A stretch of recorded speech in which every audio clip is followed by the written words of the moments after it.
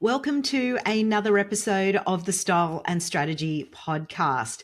This week, I'm so excited to be able to be chatting with a longtime friend, Sarah Neill, who is the founder and CEO of MysTyler, the body positive social commerce platform helping women find clothes that fit, right? An area that's been of dire need that's to be filled. And Sarah has been the brainchild behind this particular platform. So Sarah has actually been driving marketing and innovation for consumer technology brands for 15 years and was previously on the founding team of Mint Mobile, which was recently acquired by T-Mobile for $1.35 billion. So when it comes to marketing tech, Sarah is your go-to.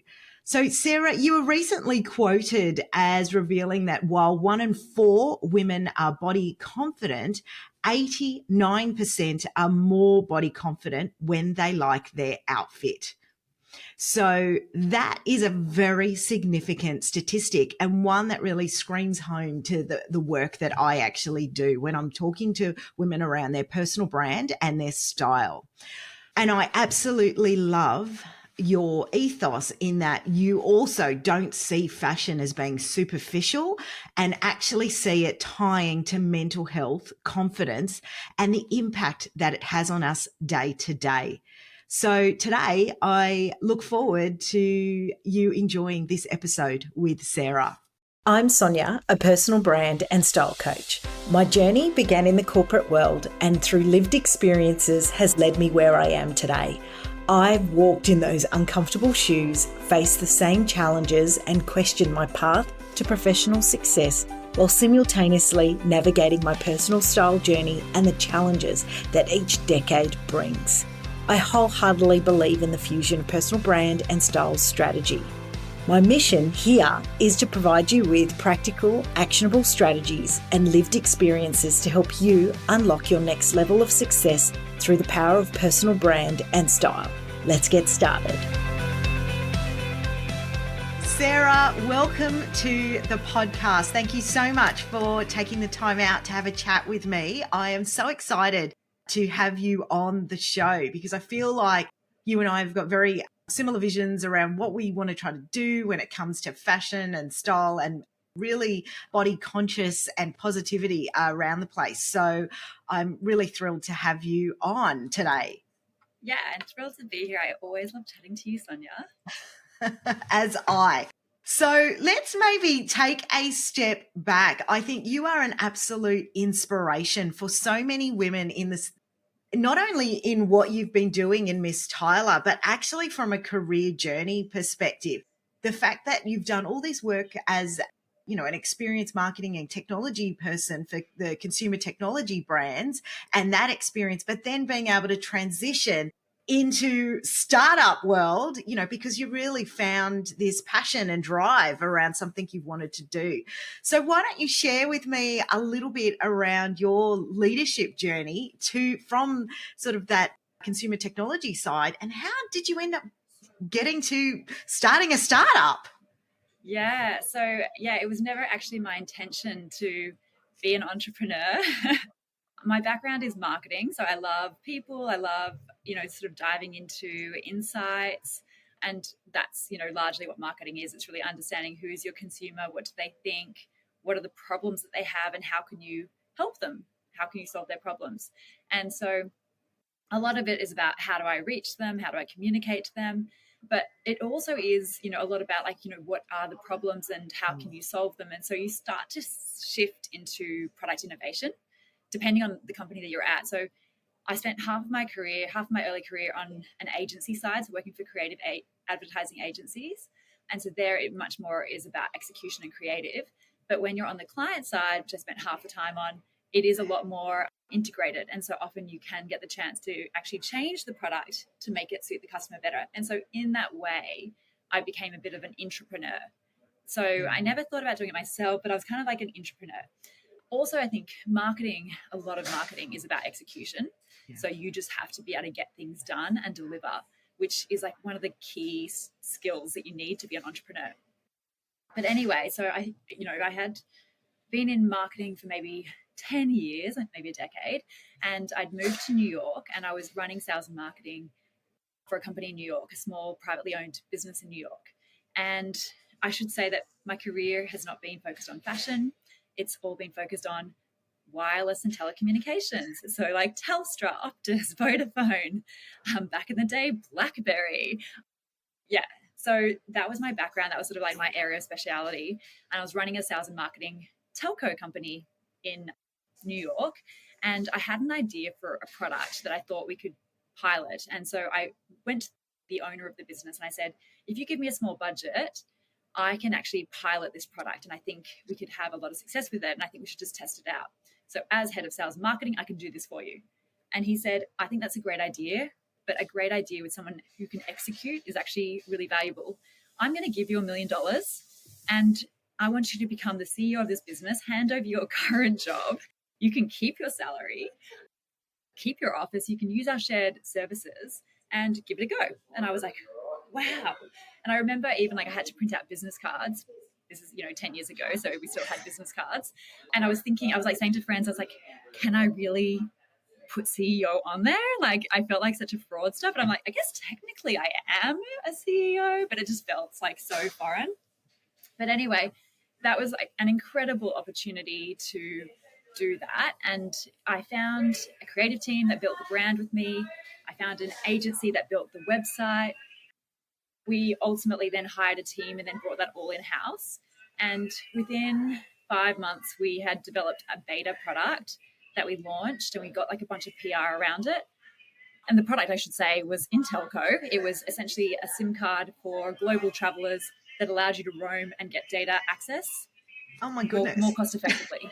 So this was in the days when like 78% of people actually I think it was like 90% of people turned off cellular data when they traveled because there was that risk of like a $20,000 phone bill. Yeah, that's exactly right. That's incredible. Yeah. So we had a lot of success. We launched properly a month later. We had 10% week on week growth of our revenue, which is insane for a startup. I'd never also been in the startup world, so I technically raised $1 million, but I'd never been out pitching and trying to raise money. I just was given that $1 million. I didn't really understand. I knew that we were doing well. I didn't know how well we were doing. But now, knowing what I know now, 10 years later, I'm like, holy crap. Like, we were like, a superstar. Insane, yeah. But that all came to an end very suddenly when this investor he gave me 4% equity into the business. And so when you go into startups, you do want to control, you want to have a controlling stake because it is your baby. It is you who is like living and breathing the business. It is you asking for favors from every single person you know. It's you managing relationships. And so you need to have control, which I did not. He was going through a bunch of stuff in his personal life. It just became too much for him to manage lots of different businesses on the side. And he decided that he was going to focus on enterprise business only and shut down all the businesses he had that were consumer focused. And I had 2 weeks to shut down the company. And I was looking at whether I could buy the business off him, but obviously I didn't have very much money. Or, do a transfer of assets. And people were saying, like, he should just give it to you for $1, like if he's just going to shut it down, it doesn't cost him anything to do that. But he just was in a mindset of like, I've just got too much on my plate. Any legal paperwork is too much for me to look at. Like, unless you can give me an offer for $5 million, it's not worth it. And again, in hindsight, I probably could have found a $5 million offer for the business, but I didn't know that. And so 2 weeks later, me and our team sort of like had, our last day in the office. We basically refunded customers any unused credit, and we left and we went and got a bottle of champagne and just had a toast to what we'd done. Wow. Oh my goodness. I didn't know that part of the story. And I mean, this is the beginning of the journey, really. Yeah. But there is so much kind of in there that I'd love to just touch on really quickly, which is one, having the initiative really at that young age to just go up to your boss and say, hey, I've got an idea, and, present it in a way that actually your boss goes, yeah, here we go. Here's $1 million. And if we think about the time frame of when that was so significant. Well, like was there any, like, what would you say from a courage perspective, an initiative perspective? Was all that kind of running through your head going, should I bring this up? Shouldn't I? Or did you not even think about it at that time? To be honest, like if I'd thought, oh, I'm going to pitch this idea and try and raise $1 million to become a CEO and run this business, I would never have done that. Like I was not that ambitious, Yeah. But thinking, I could just do this like little pilot or something just to kind of like test it out. Like I thought about it in a very small way. So, I think because of that, I wasn't, I didn't think it was that big a deal. Yeah.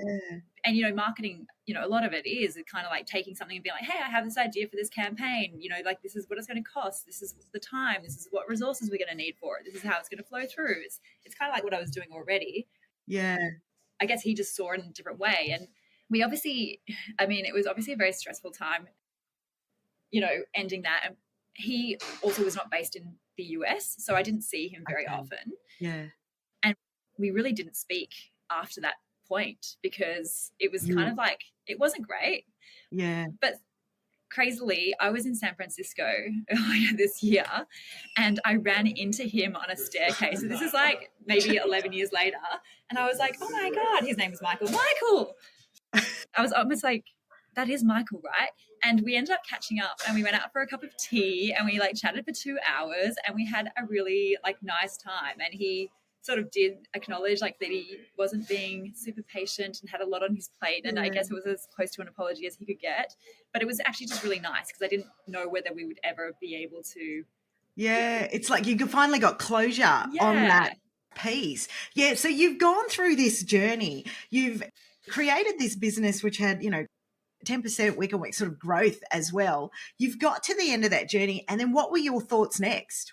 Like, what's next? And actually just one thing I also want to say on that is like, because we were trying to find a way to like, I don't know, like save the company, we didn't give customers much notice. We basically gave them 48 hours notice. And so these are people who are using our service to be connected while they're traveling. So it's a pretty like essential service. So I sent out an email and I was like, hey, everyone, I'm so sorry that we're giving you such little notice. Like we honestly tried to save the company to the last minute, but unfortunately we're shutting down. You've got essentially 2 days notice to try and find another solution and we will refund anything that you haven't used. And I was expecting to get like a barrage of like, hate mail.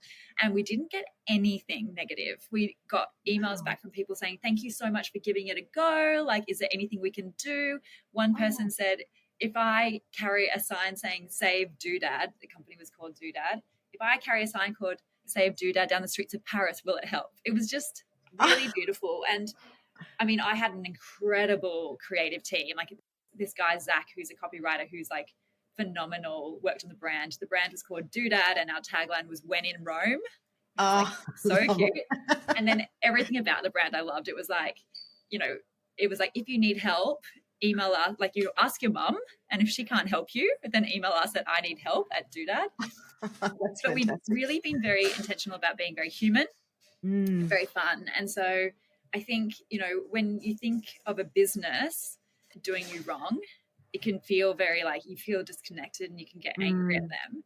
But when you feel like there's actually just people on the other side that are just human trying their best, I think people have a lot of empathy for you. And that's always been something that I've wanted to do with anything that I've worked on, is kind of like have that relationship and have that authenticity and transparency for the brand. So anyway, cut to shutting that down. And I'd actually already been booked in to speak at a bunch of conferences and it was all paid for. So I decided to still go. So I went to a couple of conferences and one of them was in Dallas in the US.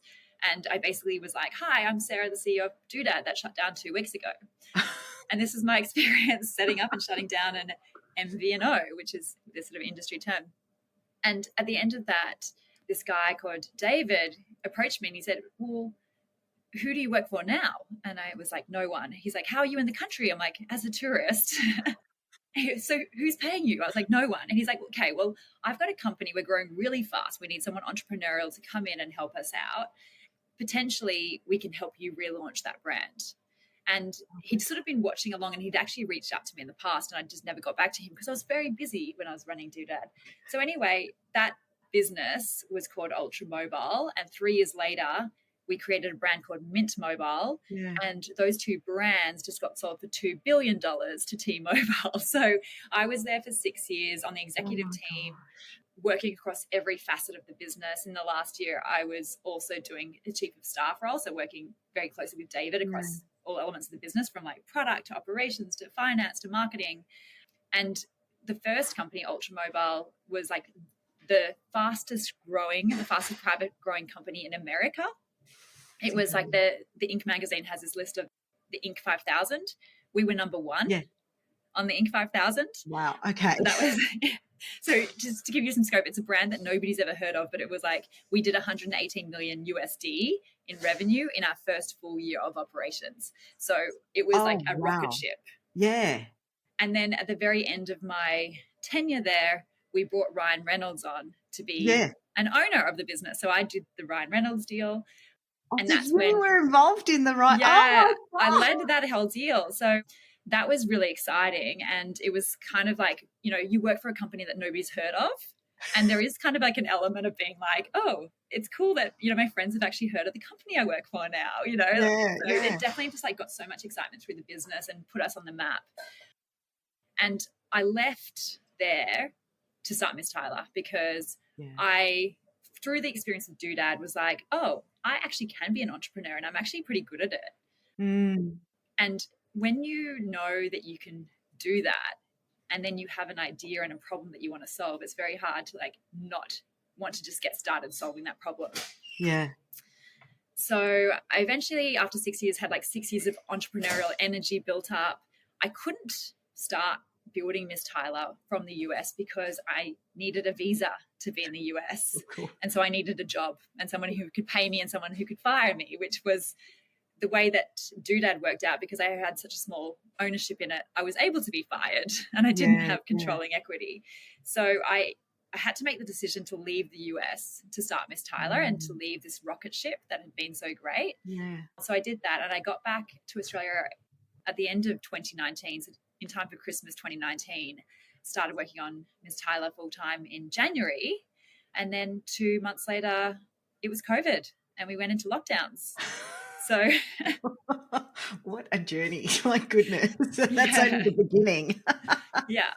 And so then how I pivoted into fashion, and it's kind of ironic that I'm now like the CEO of a fashion company because I would never describe myself as fashionable. I was never the one who enjoyed reading fashion magazines. Like I just don't notice the trends. I never know how to style things. I'll be wearing something and my friends go like, they'll pull down the sleeve and be like, that's supposed to be off the shoulder. And I'm like, oh, that looks so much better now. Like, why did I not know that? But like for some people, it's just like, they just, I don't know, they just know how to zhuzh things and like style them. And I just, you know, for me, that's just never been intuitive. But 10 years ago, 2014, I was thinking I often don't like what I wear, like frequently. And you're not alone. I know there's many women out there. And it's just crazy. And I was like, I'm in New York City. I can get away with literally wearing anything. So it's not like I have to wear like, you know, super corporate. I could be wearing jeans. I could be wearing really fun things. But I don't wear fun things. I wear really boring things. And half the time I feel like I'm inappropriately dressed and I just feel uncomfortable. And, you know, like when I'm at an event, I want to like, I'm thinking about what I'm wearing as opposed to thinking about what's happening. Yeah. And so I decided I need to invest in myself and I need to invest in my wardrobe and I need to just, you know, get some outfits that make me feel better that I can just wear as a uniform. And so I recruited my friend also called Sarah and I was like, Sarah, you always know what looks great. Like you always know how to put things together. You always look immaculate. You're ahead of all the trends, et cetera, et cetera. Let's go shopping and pick me out some outfits. And then I very quickly realized that she had no idea how to dress for me because I'm tall, skinny, brunette. Yeah. She's like shorter, curvier, and blonde. And she has spent her entire life perfecting the art of dressing for her body. And she knows exactly what suits her. And she had no idea. Like the things she would pick up for me, I'd be like, that will never, like I'd put it on and I would just look ridiculous. And so I thought, okay, well, how do I find somebody who looks like me that is more fashionable, like that's already doing the job of like going out there, trying things on, styling them, and then I can just copy them. Yeah, yeah. So this was like, again, like the age of the blogger, and, Instagram like was newish. And so I was going onto Instagram trying to find people who looked like me to follow. But it's really hard because even if you see someone who proportionately looks like you Yes. actually have no idea, because like I'm 5'8", they could be 5'2", and they proportionally look similar to me, but like things are going to look a lot different on me than them. Exactly. And so the whole idea of MysTyler was just essentially, how do I find, like, if you can find the people that are already shopping and styling for your body, then it can help everybody find like the brands, the items, and the styling that works for them. And the person that you follow doesn't need to be a fashion influencer or a stylist, because they don't need to be trained. Because, a stylist like you know how to dress lots of different bodies. Yes. Somebody who's not a stylist, they may not know how to dress anybody else's body but their own. But that's actually all that's relevant for you if you're trying to, get dressed. And so that was the idea. So MysTyler, I registered the domain in 2014. I created a development brief, and I actually started speaking to developers about how much it would cost to build out MysTyler, which honestly, it didn't change much from then to launching it. Like, it's really like it stayed true to sort of like what I wanted to achieve. But yeah, so like I had 6 years of I guess informally validating the idea, like chatting to friends all the time about this idea, MysTyler, and my friends would be like, out of all your ideas, MysTyler's the one that we want you to build.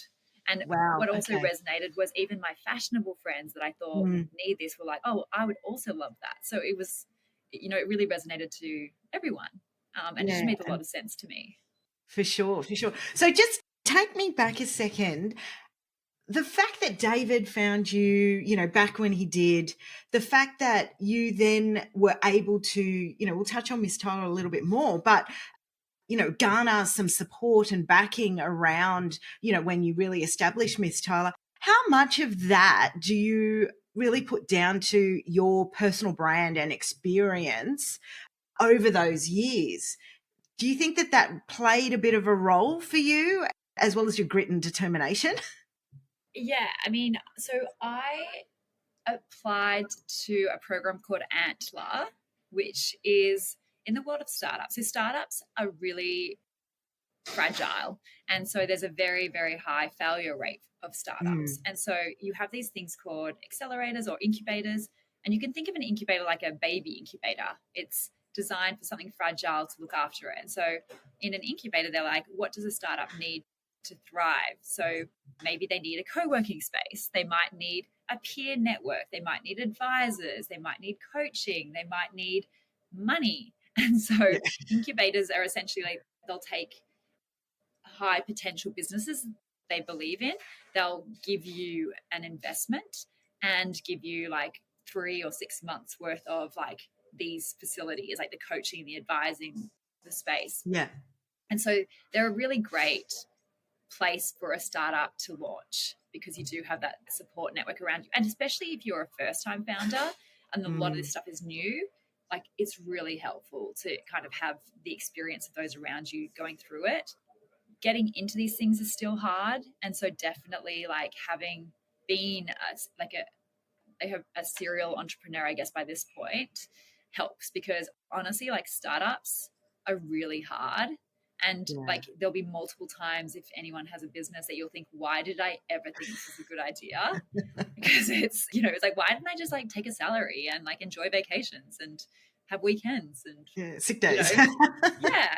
So it's really hard. And so I think, if you have done it before, first of all, that it's hard. And so you probably, you're going to be less likely to like give up when it gets hard, because you already knew that. And then you have a bunch of the training. But you can also go into these things from any sort of background, but definitely they love to see people who have either done it before, or it could be that you're from like an industry where you could be a lawyer and that the tools that you use as a lawyer are XYZ, and this one tool is great except for this one thing that's super, super annoying. And because you're a lawyer, you have this unique insight into a problem to be solved. And so then you can bring that to program, and so that becomes really valuable as well. Like, so you can be a subject matter expert that can identify something very niche, or you could be like a serial entrepreneur. But definitely like, I mean, you can come out of university and have a great idea and be ready to go. And there's also benefits of that because, you know, especially if you still live at home or you're like in like very like low cost, you know, co-living situation, it's great to have like a very lean base when you're a startup because you're not going to get paid very well. But definitely like having experience is, you know, really well regarded. And so now if you reflect upon sort of this journey that you've been across, how do you think maybe your brand or your style, has it evolved over the years?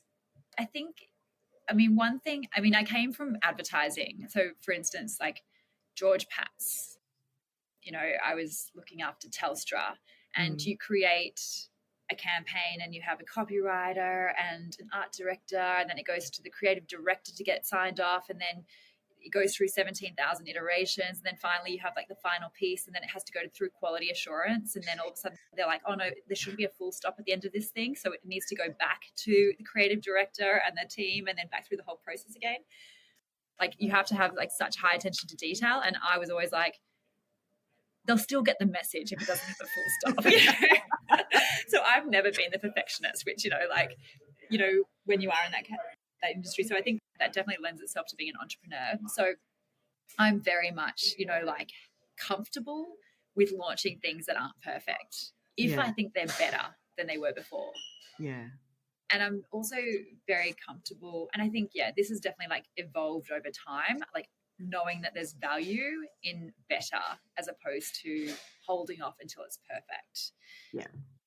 I also think there's huge value, and again, more and more so, like this is really important to me, is like to have like an open dialogue, to be human, to be accessible, so that you can have more conversations with the people that are interacting with your product or service. Yeah.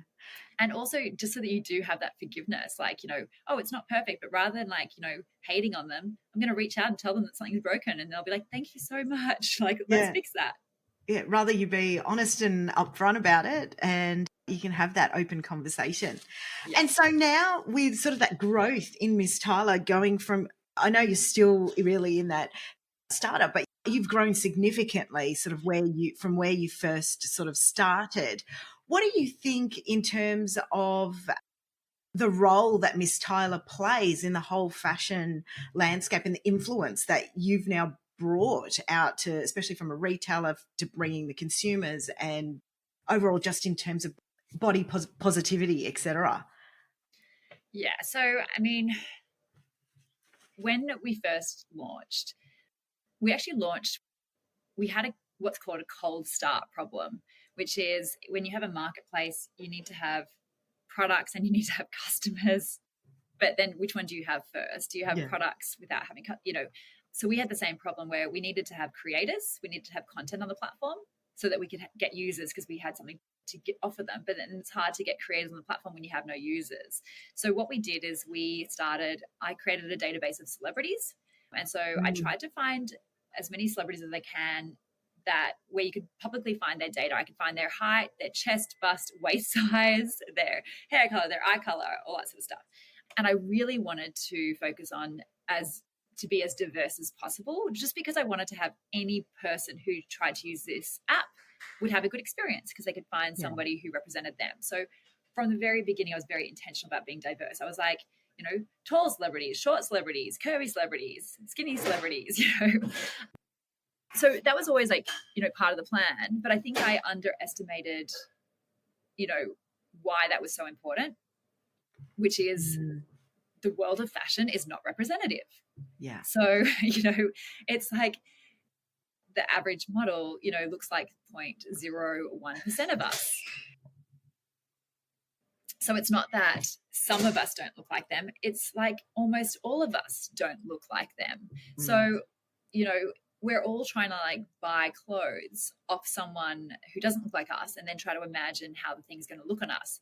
And even, you know, like there's, you know, the physical attributes of our body, but there's also age and, you know, people going, well, that's on a 20-year-old. But, you know, as someone turning 50 this year or someone turning 60 this year, is that appropriate for me to wear? Because I need references that show me that acceptable for me to wear, even though I know that, you know, it's like wear whatever you want, but there's you know, still many a of us side are of looking you for guidance. Yeah, absolutely. And so, yeah, when we first launched the app, so we started with celebrities, and as soon as we launched, we started getting users, and we also started recruiting creators, because now we could show creators this is what the app looks like. If you join when we go live, you'll essentially be on this feed. So 6 months later, we had our first 180 creators that had applied, and they added 4 posts. So we had 180 creators times 4 posts ready to launch. So we launched that to the platform, and immediately we started getting feedback. First of all, like, we blended them in with celebrities. So it was like you'd see your celebrity match, then a creator, then a celebrity match, then a creator. And the feedback was, I have to skip through the celebrities to find the real people, because the real people are like what's valuable. And interestingly enough, when I was pitching investors, they were like, okay, but of course people want to follow celebrities, but why would they want to follow real people? And I was like, no, they will. And so then it was just nice validation. Yeah. But secondly, we started getting emails like that this was the first time they'd seen themselves represented in fashion, like the first time. You know, we had this one email that was one of the first ones that came through that will always stick with me, and it was a woman, and she said, I have felt fat and ugly almost my entire life, and now at the age of 76 I feel human, thank you. And that was just like incredible to just think that people have, you know, been in this world that has made them feel crap for so long, and it's such a simple solution. And so that we got a lot more along that theme. Like, you know, it's great seeing like the curvy girls out there. Again, also just like seeing women of different ages featured. So, you know, I think it's always, you know, the job was always to help every single person find content that's relevant to them. But really, like, we're doing so many other jobs that were really like just broken in the world of fashion. And we haven't done it for a while, but we used to send out a survey every 6 months and ask people, you know, how would you rate your body confidence? Has your body confidence increased since using MysTyler? And 86% of users say that they're more confident just by using MysTyler. And it's a combination of, one, seeing all these amazing people that look like them, and it's like, wow, you look like me, and you're confident and you're stylish. And so not only do you look great, but I could look great. But it's also seeing the diversity and actually seeing like women of all different heights and shapes and sizes and ages and colors, and being like, oh, that's right, we look very different, and I fit into this because we all fit into this. And so definitely representation has become really, really a passion for me. Actually, one thing that I'm working on at the moment is, if you Google the average dress size of someone in Australia or in America, like take America, for example, you're pointed to a publication from 2016 that's using data from 2010. And Holly Richards, who runs Ample Folk, she wrote an article in Refinery 29 about Australia. And it's like, in Australia, like the data comes from like the Australian Bureau of Statistics Health Survey, and they ask for your waist circumference. So it's like the data out there is really poor. And so, you know, here, like, I don't know who's making decisions, but making decisions without having the data about what women look like. And so we have 360,000 body profiles. And so we know, like, actually in the US, the most common dress size on our platform, so we have 44,000 profiles in the US, the most common dress size is an Australian size 20. Wow. In Australia, at the moment, it's a 14, and then it's a 16. But, you know, this is very different to, I think, what we imagine, or what what's getting shown to us imagines in media. Yeah.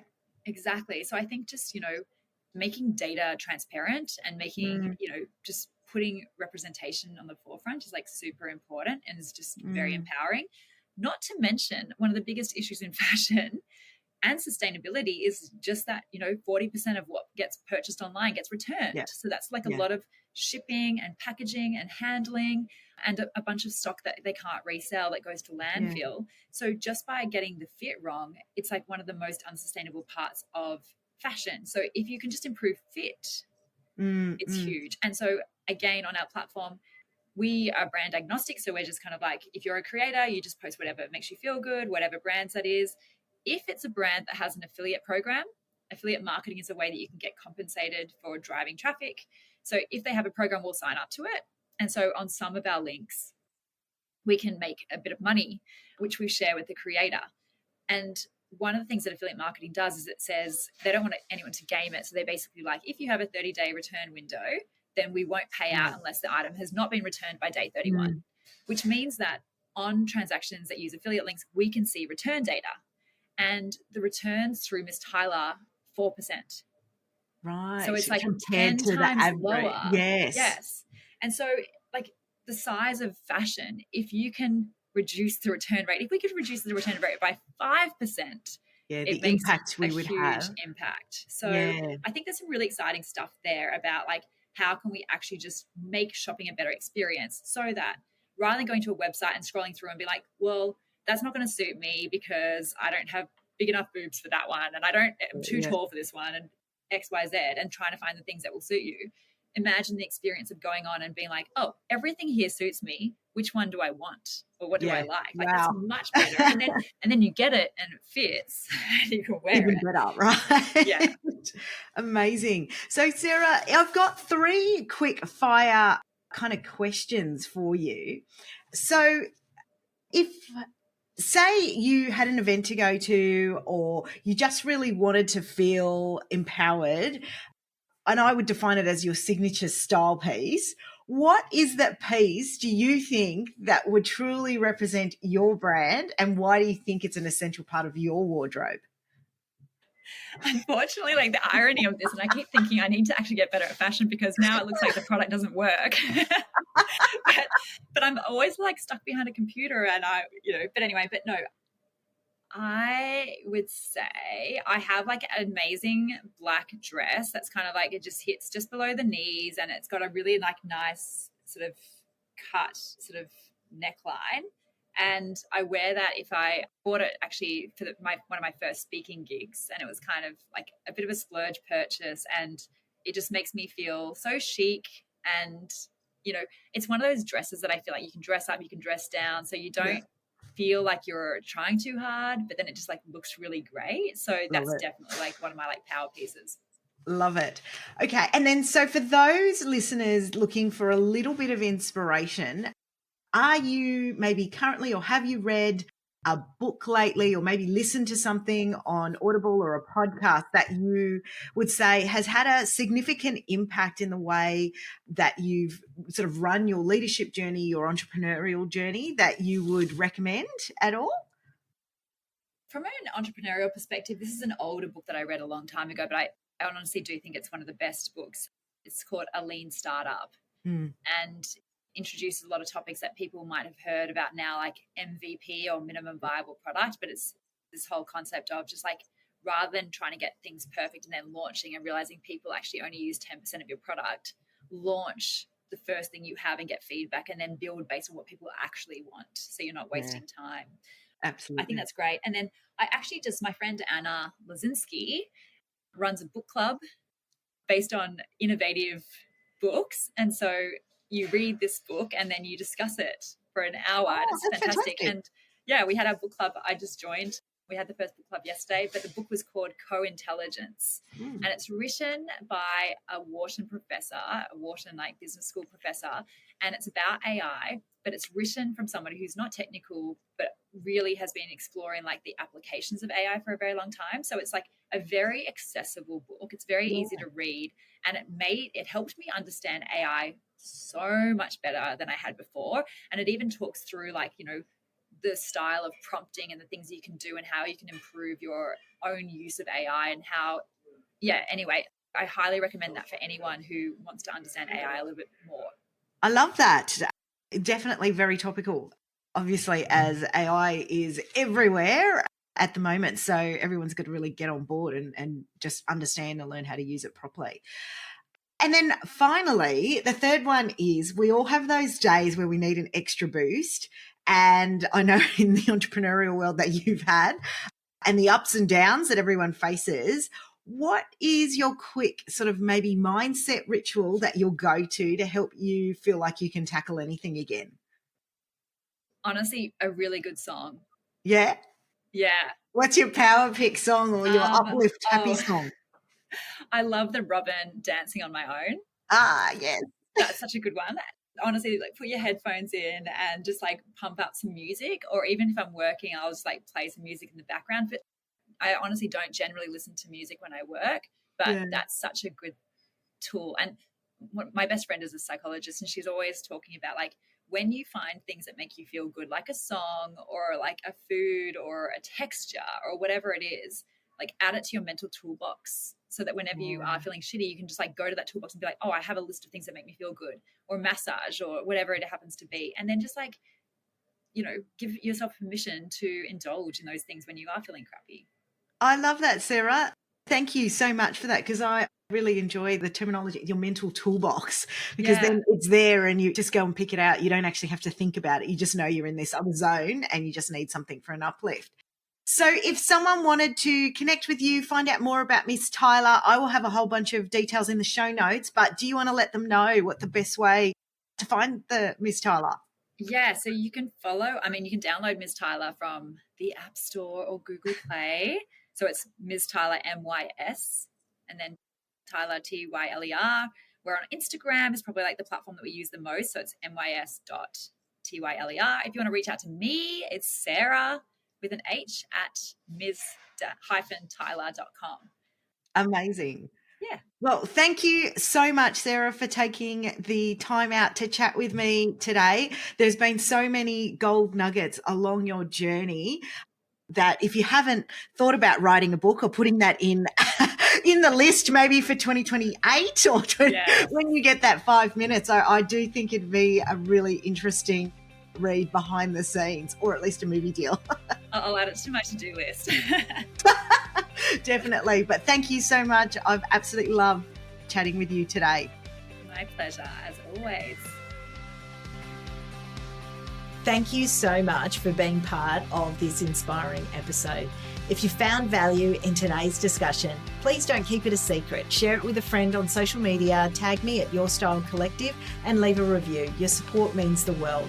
Join me again next week for another empowering episode of Style and Strategy, the Leadership Series. Thanks so much for tuning in. And remember, you're already taking that first step towards your transformation journey. See you next time.